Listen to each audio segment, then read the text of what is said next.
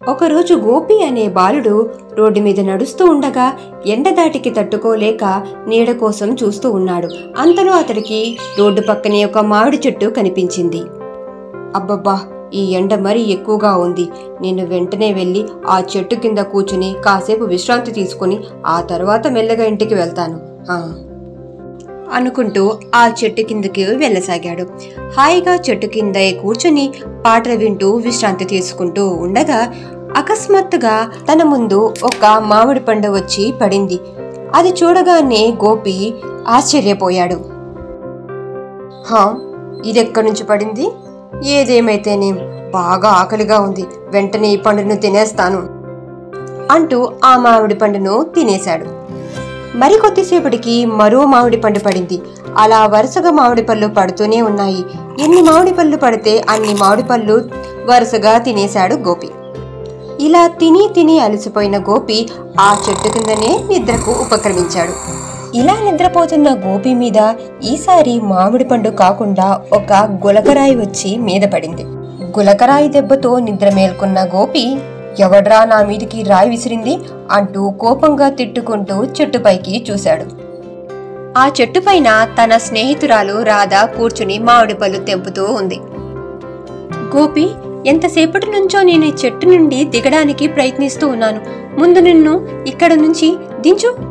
వెంటనే గోపి రాధను ఆ చెట్టు మీద నుంచి కిందకు దింపాడు.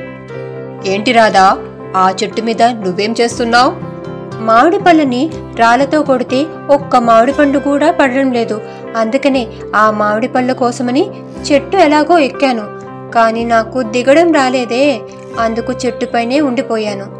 ఇంతలో చెట్టు కిందకి చూసేసరికి నువ్వు చెట్టు కింద కూర్చుని ఉన్నావు. హాయిగా చెవులో పాటలు పెట్టుకుని వింటున్నావు. ఎంత పిలిచినా అసలు పలకడమే లేదు.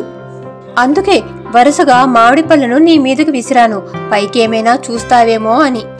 కానీ నువ్వేమో వేసిన మామిడి పళ్ళన్నీ ఎవరు వేశారా అని చూడకుండా తింటూనే ఉన్నావు. కానీ నా సంచిలో ఉన్న ఒక్క గులకరాయి నీ మీదకు విసిరగానే కేకలు వేసుకుంటూ తిడుతూ ఎవర్రా విసిరింది అంటూ పైకి చూశావు. ఇదే పని నేను ముందే చేసి ఉంటే అప్పుడే చూసేవాడివేమో అని నవ్వుకుంది. ఈ కథ వినడానికి సరదాగా సాధారణంగా ఉన్నప్పటికీ ఈ కథ వెనుక మన జీవితానికి సంబంధించిన ఒక విషయం ఉంది. ఇక్కడ గోపి వరుసగా మామిడి పళ్ళు పడుతుంటే తింటూనే ఉన్నాడు, కానీ అది ఎవరు ఇచ్చారా అనేది చూడలేదు. కానీ ఒక్క రాయి పడగానే ఎవర్రా విసిరింది అంటూ కసురుకున్నాడు. అలాగే మనం కూడా మన జీవితంలో ఎన్ని ఆనందాలు వచ్చినా అనుభవిస్తామే, కానీ ఆ క్షణంలో భగవంతుణ్ణి తలుచుకోము. కానీ ఒక్క కష్టం రాగానే భగవంతుని తలుచుకుని ఏడుస్తూ ఉంటాం. అందుకే సుఖం వచ్చినా దుఃఖం వచ్చినా ఆ భగవంతుని నామస్మరణ మాత్రం ఎన్నడూ మర్చిపోవద్దు. ఈ కథ మీకు నచ్చినట్లయితే లైక్ చేయండి, షేర్ చేయండి. ఈ కథ మీద మీ అభిప్రాయాన్ని కమెంట్ ద్వారా తెలియజేయండి. ఇంకా సబ్స్క్రైబ్ చేసుకోకపోతే మన ఛానల్ని సబ్స్క్రైబ్ చేసుకోండి.